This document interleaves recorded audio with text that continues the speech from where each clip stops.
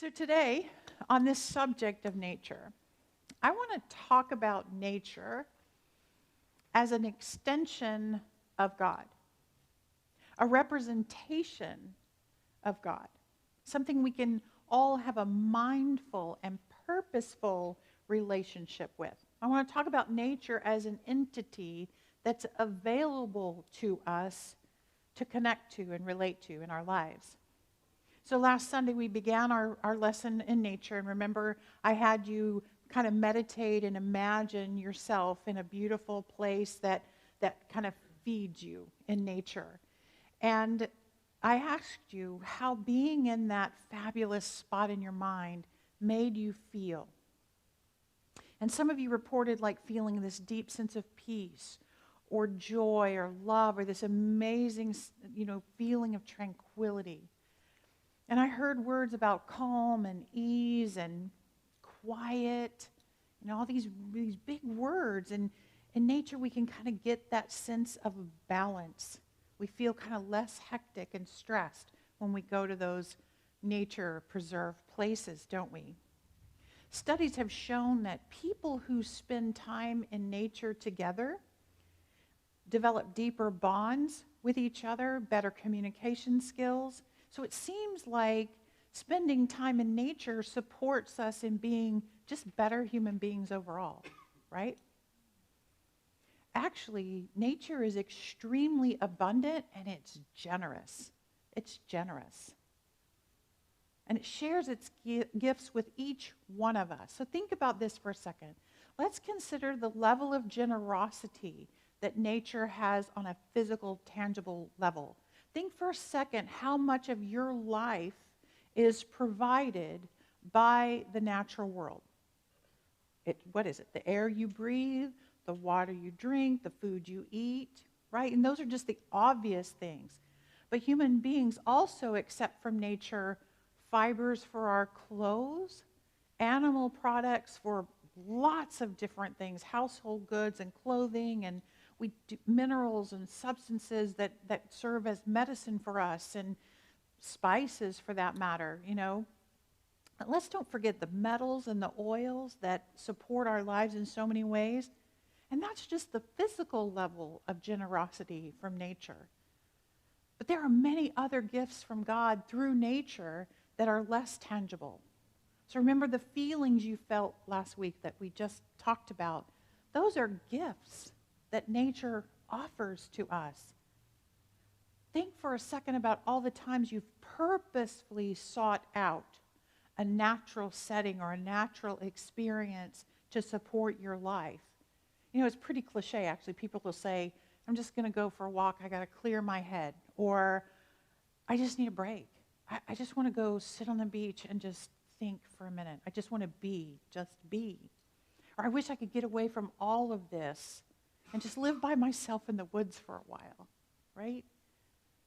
We head out into nature to receive many gifts that God offers us. Life itself shows up as every element in the universe. And since every element in the universe is spirit in form, these forms must naturally reflect what spirit is. Spirit can't make anything out of anything other than itself. So spirit is balance and nature is balance. Spirit is order and life-giving and powerful, and so is nature. And that list sounds a whole lot like the things you were saying you felt when you went there. So you know that it's available to you. Nature reveals spirit to you when you connect with it as part of yourself. There's a part of you that's also part of nature, right? At the core of everything is this essence that we all share, which is spirit. It's your core essence, and it's the core essence of everything out there. And I think Master Teacher Jesus knew the power of being in nature. So did Buddha, actually. Think about it. He sat under a tree forever until he figured things out. And there are many writings about these great spiritual teachers gaining wisdom from being in nature, insight and discovering new truth. Moses went to the wilderness, to gain his wisdom. Prophet Muhammad, peace be unto him, he also had mountain experiences where he found wisdom. There is spiritual connection available to us in nature. The essence of God is just kind of more easily experienced there. And I think eventually we learn our relationship to nature is really our relationship to everything, including our own selves. And we spend an entire lifetime trying to figure that out, don't we? Right? The Science of Mind textbook says this: life waits upon man's discovery of natural laws, his discovery of himself, and his discovery of his relationship to the great whole. We spend our lives trying to figure it out. Who are we? What is all this about? And what is our relationship with it all? So my talk today is returning to nature. I want us to return to nature to remember who we really are and to commune with this deepest, truest self as nature reminds us of our deepest, truest self. My talk title is kind of a play on words too, because returning to nature is also a reminder of the law of circulation that is always at play. So how can we mindfully flow energy back to nature, back to the natural world we live in? Let's talk about the first point first. If we're trying to wake up to the reality, that we are first and foremost a spiritual being. That's what we're all here for, is to remember that we're spiritual in nature. Being out in nature can play a big part of that journey. So for me, my journey to understanding God in nature began when I was a child. As I've mentioned, my parents loved road trips. They would drag us all over the place.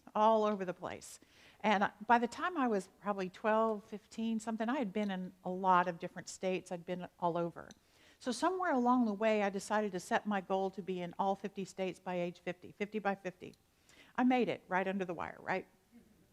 But by doing all of that traveling in this vast country that we live in, I've seen quite a lot of nature on display, some pretty grand nature. I've been in the Rocky Mountains and Smoky Mountains and the Cascade Mountains and all kinds of mountains. I've sat on the beach, is the Pacific Ocean and the Atlantic Ocean and the Gulf of Mexico and everywhere in between, right? I've seen the aspen trees in Colorado, and I've seen the redwoods in California, and I've seen a bajillion other trees in lots of different places. And as I've traveled, most of the time I was traveling for business, and I was kind of trapped in cities and conference rooms and all those things that are far from nature, but I would purposefully seek out what is new for me to see. What part of nature can I see here that I haven't seen yet before? I knew that there was a serenity, this majestic serenity available to me if I could just get out of those conference rooms, out of those offices, and out into nature. So I want to invite you to literally return to nature. In your programs, I've actually given you a list of natural elements. Go ahead, take it out.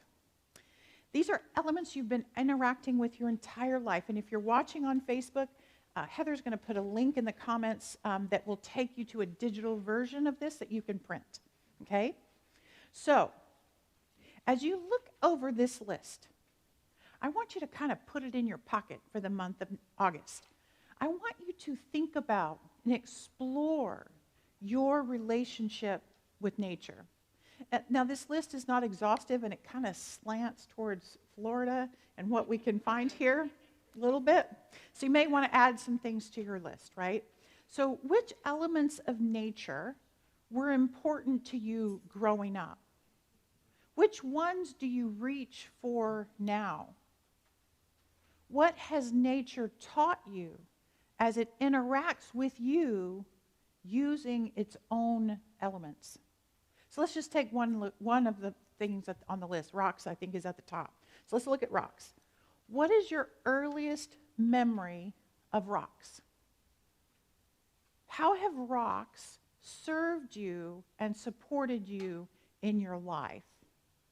What qualities of the divine are visible or on display in rocks?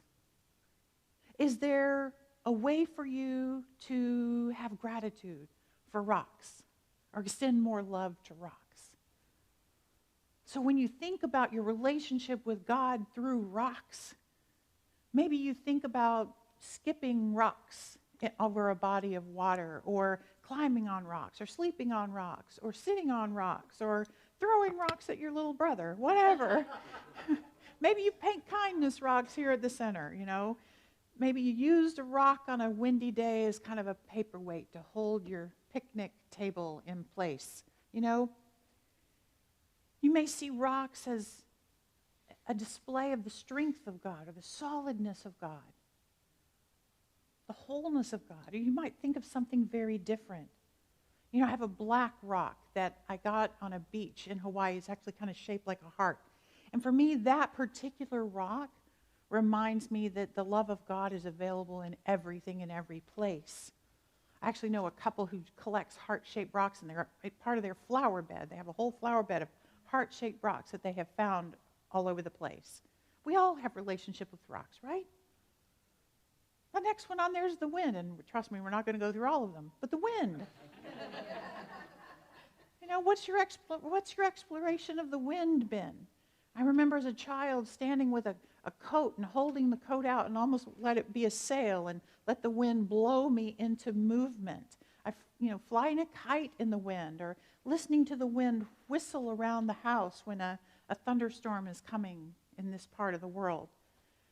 So wind may be a part of the movement of God, or the flow of God, or the power of the divine. You may have also experienced the destructiveness that wind can be when it gets to be very, very powerful. And how does that wind blowing represent the balance of nature and the atmosphere? Like there's a lot of wisdom in wind. I remember one time traveling near Niagara Falls, and the wind blowing the mist from the falls so hard, you're soaked.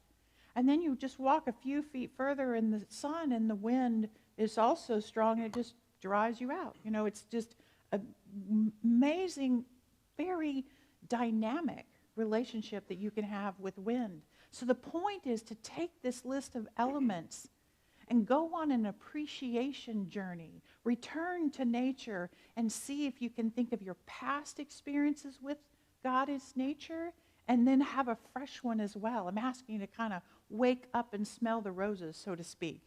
And become aware of the gifts that nature offers every single moment of every single day. So using all of these elements, return to nature with a deep sense of appreciation and love, with the intention to give as much as you receive. But you might ask, how can I give to nature? I was wondering about that, and I remembered about this scientific experiment that these scientists did one time. They planted 2 identical rose bushes side by side. And they asked the grad students, and they're always asking grad students to do crazy things, but the scientists asked the grad students every time they walked by the rose bushes to praise one of the rose bushes and to be mean, actually, to the other rose bush. So to this beautiful rose bush that they were blessing, they would say, "You're beautiful and you're growing magnificently. What a beautiful rose bush you are." And to the other one, they were invited to say things like, "You're a miserable little plant and you are dying. There's nothing good about you," or whatever. And in short time, the mistreated plant shriveled up and died. And the other plant sitting right beside it flourished and grew. And they were trying to prove that we have an energetic effect on nature. So that story leads me to my second point, is how can we give to nature? So when we talk about giving around here or anywhere else, we say give your time, talent, and treasure. You've heard that phrase, time, talent, and treasure. So when we give our time, we are giving our physical energy, Time flows through the physical form, and the longer we are present anywhere, the more physical energy we are giving to it.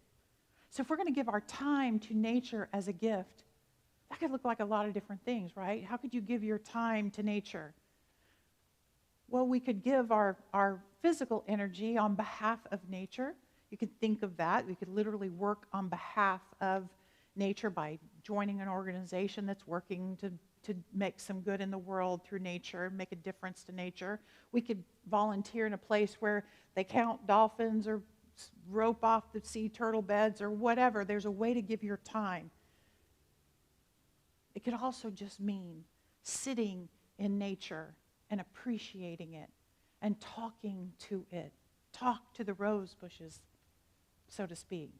Finding a way to bless nature with our time would be amazing for us and for nature. We can also give our talent.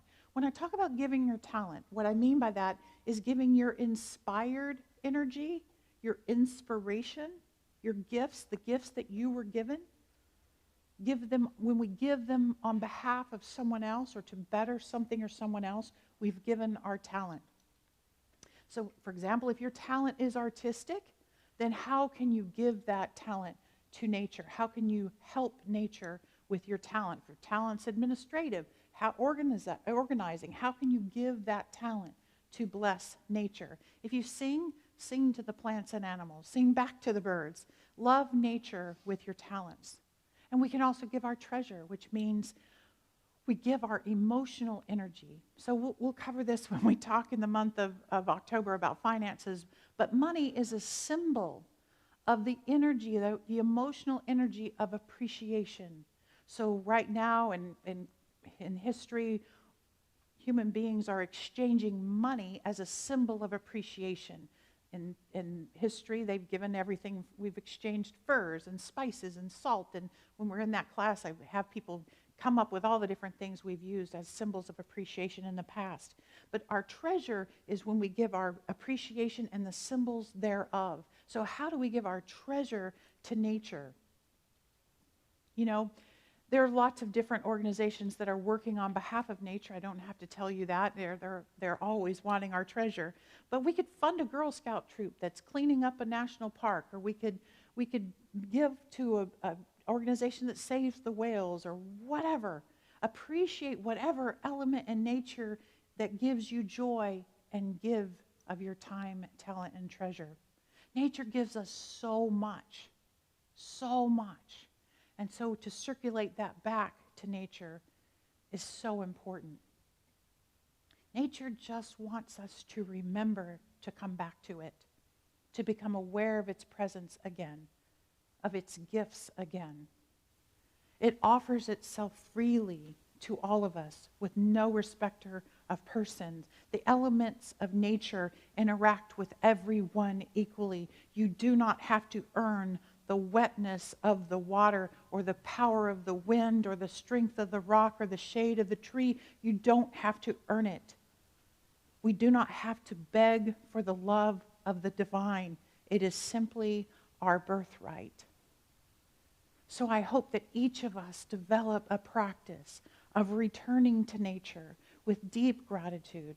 The gifts that nature offers to us are so very plentiful. Let us return those gifts with abundance. And I'm going to close my talk today with a second reading from Thich Nhat Hanh's Letter to the Earth. And I invite you to take the words of this prayer as your own. And it's called Your Wonder, Beauty, and Creativity by Thich Nhat Hanh.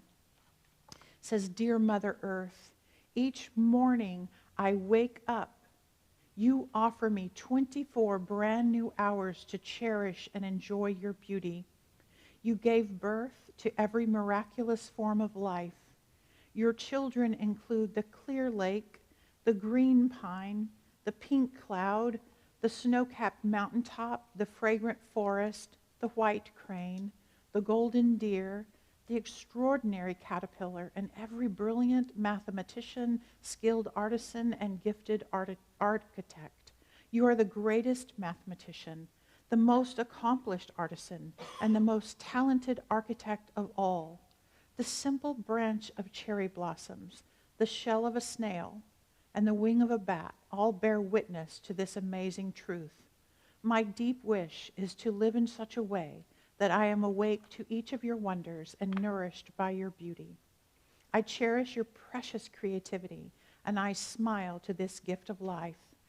Dear Mother, you have given birth to countless Buddhas, saints, and enlightened beings. You are also mother to eminent thinkers and scientists who have made great discoveries, investigating and understanding not only our own solar system and Milky Way, but even the most distant galaxies. It's through these talented children that you are deepening your communication with the cosmos. Knowing that you have given birth to so many great things, I know that you aren't mere inert matter, but living spirit. It's because you've endowed with the capacity of awakening that all your children are too. Each one of us carries within ourselves the seed of awakening and the ability to live in harmony with our deepest wisdom, the wisdom of interbeing. But there are times when we have not done so well. There are times when we have not loved you enough, times when we have forgotten your true nature, and times when we have discriminated and treated you as something other than ourselves. There have been times when, through ignorance and unskillfulness, we have underestimated, exploited, wounded, and polluted you. That is why I make the deep vow today, with gratitude and love in my heart, to cherish and protect your beauty and to embody your wondrous consciousness in my own life. I vow to follow in the footsteps of those who have gone before me, to live with awakening and compassion, and so be worthy of calling myself your child. And so it is.